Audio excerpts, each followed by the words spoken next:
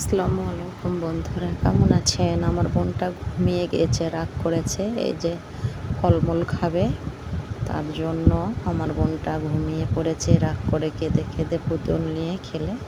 তো এটা হচ্ছে শহরের বুক, চলে আসছে কেনাকাটা করার জন্য।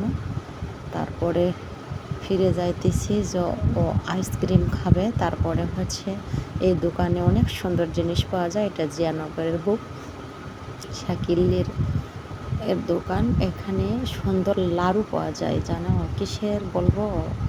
ওই যে দেখো কৌটাগুলো, সেই কৌটাগুলোতে তিলের লাড়ু পাওয়া যায়, খুবই টেস্টি আর মজার আর স্বাদ। আর এই দোকানে দই, তারপরে জন্মদিনের কেক, আইসক্রিম, মানে বিভিন্ন জিনিস পাওয়া যায়। সস টস থেকে শুরু করে কুকিং ব্লগের জন্য অনেক কিছুর প্রয়োজন হয়, ঠান্ডা থেকে অনেক কিছু থাকে। আমি এই জন্য নিয়ে আসছি, বুঝছেন।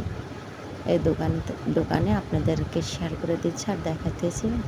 আমার ভাইয়া বলতেছে, দাঁড়া আমি একটা আইসক্রিম খাই নে, তারপরে যাব। তুই তারপরে ভিডিওটা করে নে আশপাশের সবটুকু। তো 50 টাকা দামের একটা আইসক্রিম ভাইয়া খেয়েছে, আমি খেতে চাইলাম বলে তোর মুখ খুলে খাওয়ার দরকার নেই, বাসায় যাই খাতে চল।